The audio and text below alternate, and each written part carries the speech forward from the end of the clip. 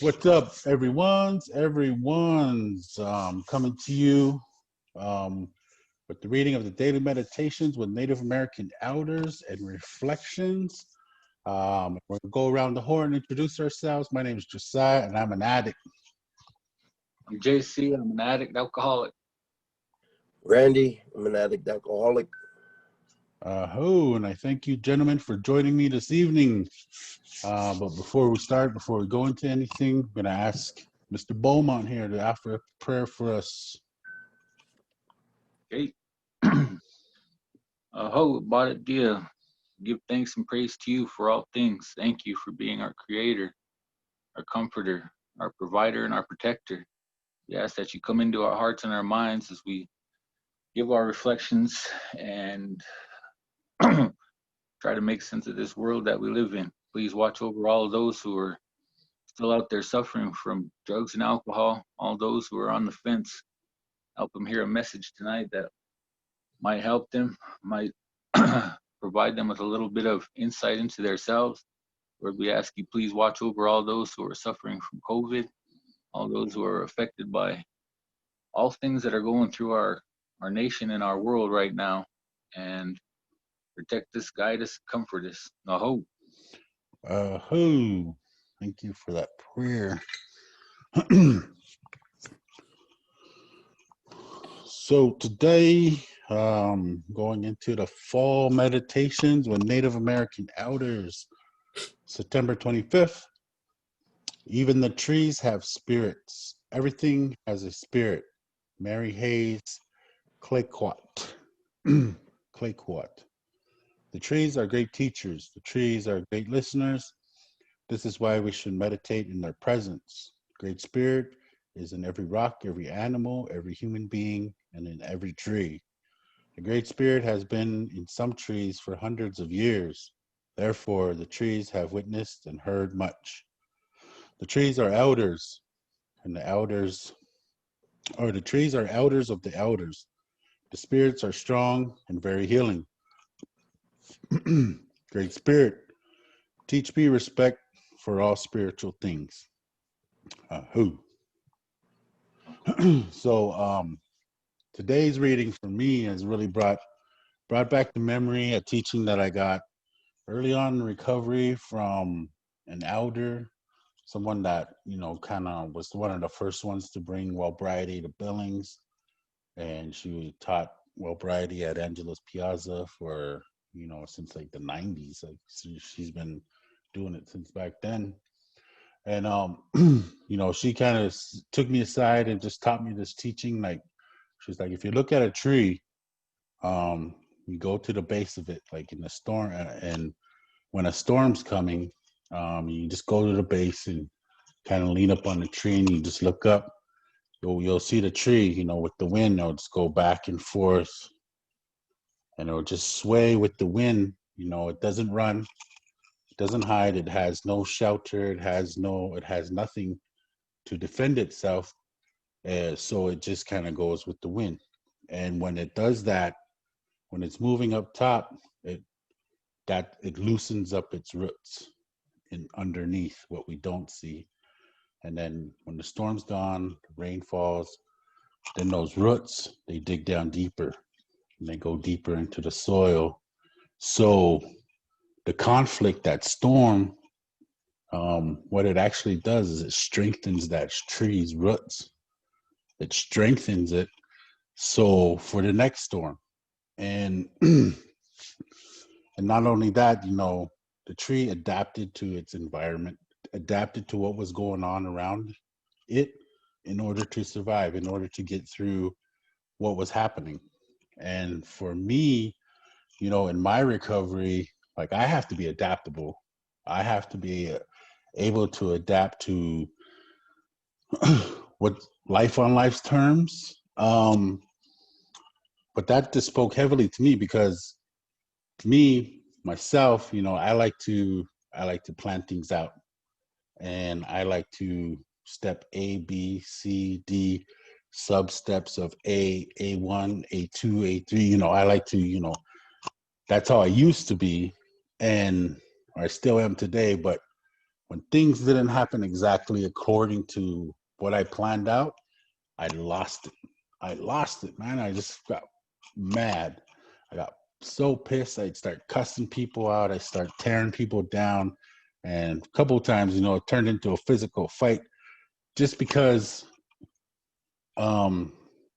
something was supposed to happen at 5:15 in what we were doing and what I was planning. But it happened at 5:17 and I got mad, you know. And other things like I used to work in a warehouse. So I was supposed to get off at 5 o'clock. But if I had to work just a few more minutes, 5:03, if I had to leave at 5:03, that ruined my evening. I was pissed. And so to me, the teaching of the tree was just like, yo, you need to chill out. I need to chill out. I had to like just be more adaptable because everything's not going to go exactly to what I want it to do. You know, I can't be that selfish. I can't be that selfish thinking that everything has to go according to my plan. Because I wanted to be in control so bad. I wanted to be in control so bad. If something was just a few minutes late, I lost it. And that's no way to live. And that was no way to live for myself. Like, so I had to let that go. You know, I had to turn my will and power over to something that's greater than me. A God of my own understanding, you know, I had to turn my life and will over to that because with my understanding that my creator, my savior is in control, then I don't have to be in control. And that's liberating for me. That's very liberating for me to just, okay, all I got to do is just control my own actions from when I wake up until I go to bed. And it just simplifies everything for me. And so that is like one thing that I learned from a tree teaching. And that's what was hitting me today for the reading for today. And with that, you know, that's all I really had to share. And I'm going to pass the mic over to JC. Whoa. Yeah. Like one of the, I always find this weird, but you know, that I've talked about this before, not on these videos, but I've talked about it before, in that there's one tree out back that's in a little grassy area. And there's times when I go out there, I'll take off my shoes and my socks and my shoes and, you know, feel the grass, and I'll go lean up against this tree, and the branches and the leaves are, you know, over my head. I smudge out there some mornings, and you know, just make contact with that tree. And at first I couldn't understand, you know, what drew me there, because this was before I had heard, you know, these teachings and this stuff. But I think on some level I knew that there was that connection, there was that power, there was that, you know, that was part of the source. And so something drew me in there. And then to come to find out later on through these teachings and through reading these meditations and other people's words and their concepts of it, then it came to me. Then I realized, you know, there's that connection, there's that source of power, there's that source of groundedness and you know, connection with everything that's around us. And God, I really hate that movie Avatar, because I think that's just cultural appropriation. But that's a different rant for a different day. Okay, we won't go that far. Won't take us in there. But they were really pretty spot on with a lot of that, including that tree that that was kind of the center of their thing, in that it was connected to everything else. And you know, this power and this energy that's within us and within the trees and the rocks and the grass and the soil, and even in the air that's around us, that can transcend time, it can transcend space, and it has no limits. So for me, that part of that power is, I mean, I can draw from that power. I can feed off of that, and that reaches out to everywhere, to all my loved ones, to you guys, to all those who are out there. You know, they're suffering, they're still hurting, my prayers can kind of shoot out that way. I mean, that's kind of one way that I think of it, that there's that connection. And the other thing too that came to my mind when Josiah was talking was that I heard it, I guess it would be a sermon or a teaching about, trees, but these were palm trees, and they were talking about palm trees like in Florida. And they have those real strong winds because of the hurricanes, and these are constant things, and they come all the time. So these palm trees are always getting blown around by the wind, and this is pretty rough wind. And they'll bend, and they're just basically going, they're going through this process, this turmoil and this bad weather. They'll bend, and they can almost go, lay flat, but they won't break. Then when the wind is over, they go right back to where they started from. They can stand up straight again. And for me, that was a really powerful metaphor of how, if we're grounded and we have the proper root system and we have the proper structure within ourselves, we can get through this turmoil, and we don't have to break. We don't have to give up. We don't have to feel like we're failing. We can go with that. We basically go with the flow of the air, and we can bend. And it's not always fun. It's not always good. I don't like having to go through tough times. I mean, who does? But what I've learned is that through walking the red road, practicing the teachings of our ancestors, and having guys like Josiah and Randy out there who are there with me, that keeps me grounded. That keeps my root system intact. And then I am able to bend. I am able to go with the flow. And when the storm is over, I can pop right back up and start producing coconuts again. That's the way I see it. And that's just a really strong metaphor. So, yeah. And, yeah, that would throw me off. I lost my train of thought, so that's usually my sign. I better just. With that, I'll pass it over to Randy. Oh. Coconuts. Coconuts. Back into coconuts. Man, I kind of liked what you guys both said. And when I think of trees, I kind of think about growth. You know what I mean? Like, and one of the things that always sticks out to me, this is what I always tell people, is like, the only difference between a tree and a light pole is a tree is growing even when you don't see it. And that's kind of like what life is about.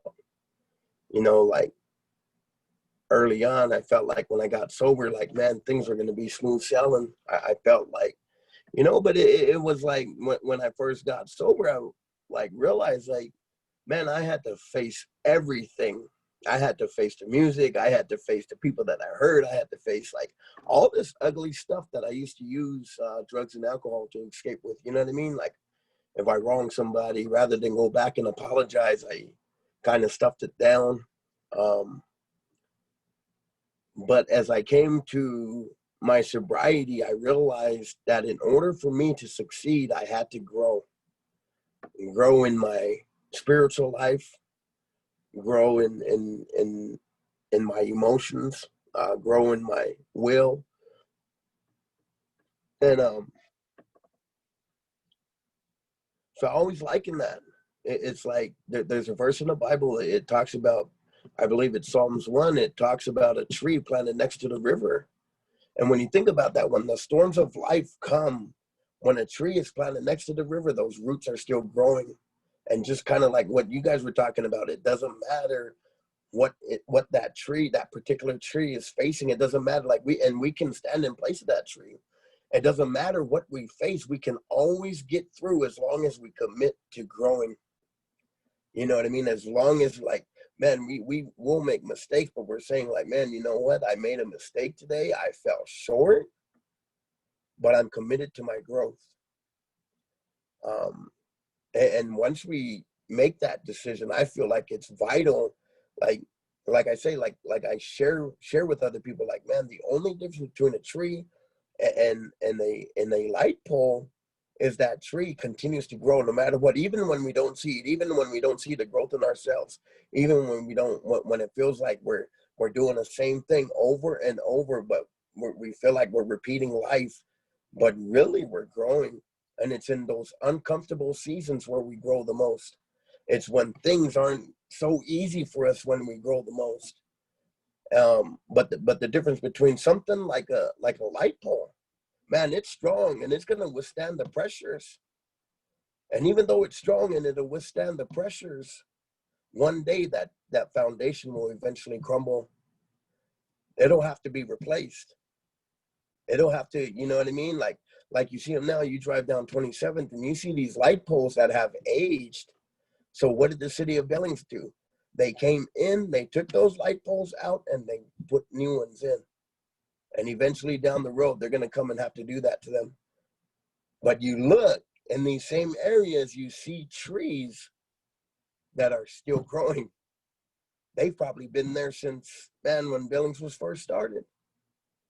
You go walk by the river, you see a tree planted next to the river that's still growing, and they seen our ancestors. And when I think about trees and spirituality, I'm like, man, I must continue to grow. I got to grow in my sobriety. I got to grow in my parenting. I got to grow in my prayer life. I got to grow in my study life. Like, you know what I mean? Like just making a commitment to growing and refusing to stay the same. Because 5 years ago, I was making the same mistake a person just coming out of high school was making. You know, that's where my mentality was. But 5 years down the road, I'm like, man, I cannot continue to make the same mistakes. If I have a tough day, I just got to throw it off and be like, man, tomorrow when I wake up, I'm not going to make the same mistake that I made today. And that's kind of like that's what I think about when it comes to a tree. You know what I mean? Like the spirituality aspect of, and I believe it's vital in sobriety. We got to remain connected to the living things. You know, like, man, that old person is dead. That person, that alcoholic you seen back there, man, he's gone. That drug addict is gone. I'm a new person. And waking up and saying, man, I don't care what happened yesterday. I don't care what I went through. And man, there have been times that I've like, you know what I mean? Like wanted to quit.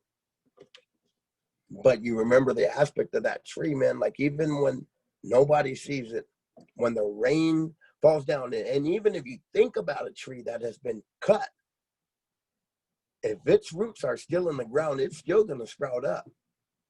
And there is always hope. You know what I mean? Like, man, no matter what we go through, man, like I have a stump outside of my house. It's a stump. Oh, man, there's this little sprout. You know what I mean? It's just a branch. It's just a branch. So no matter how hard things get, there is always hope as long as your roots are receiving water. And how do we water that? By staying committed to our walk, by staying committed to our sobriety, by staying committed to the things that has strengthened us. Going to meetings, reading your word. You like every time we're doing these AA things, every time we're doing these things, we're watering the tree. That we're that tree. We're watering ourselves. We can only give out what we take in. And that's kind of like what I think about when I think about a tree. It's crazy, man, because I forgot about that tree until just now, like, you know, but I remember seeing that sprout.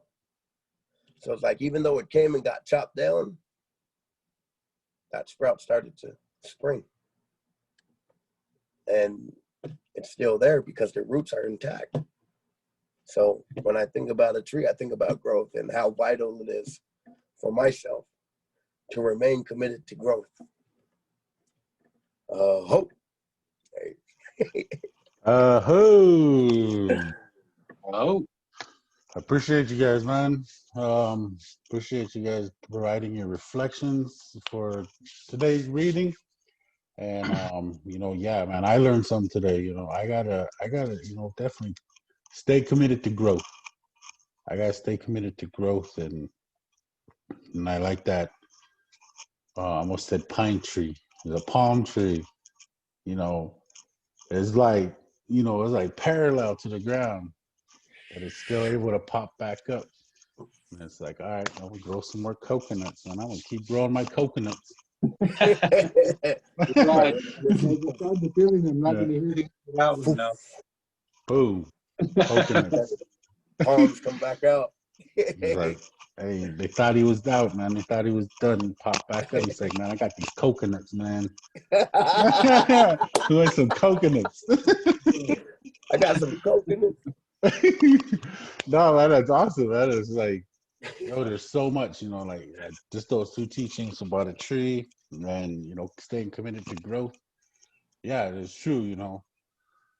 All three of us, like, we probably didn't even notice any growth, but when you talked about how you're making those mistakes when you first got into recovery, yeah, man, I was like, man, even all the way up until like 2 years in my recovery, 2.5 years in my recovery, I was still making like some pretty dumb mistakes until I was like, yo, what am I doing? What am I doing here? I'm walking the red road. I got quite a deal in my life. What am I doing? And I had to, put myself in check. And I can't be participating in this insanity of acting in my old behaviors. So, I had to turn that around. I had to turn that page and just be like, let that old me finally die. Let that flesh, that old me finally die. Oh, I heard that beep. I thought it was the battery on here. But anyway, that was cool, man. Appreciate you guys. Those of you guys watching, stay tuned. We'll be back the following weekend with some more videos and stuff. But I hope you guys have a good rest of your day. Have a good weekend. And we'll close with the silent proclamation. To walk the red road is to offer up a silent proclamation. Here the destruction stops. We will heal ourselves. We will heal our wounded relationships. We will heal our children. We will heal our nation. On this day, our future history begins. Peace.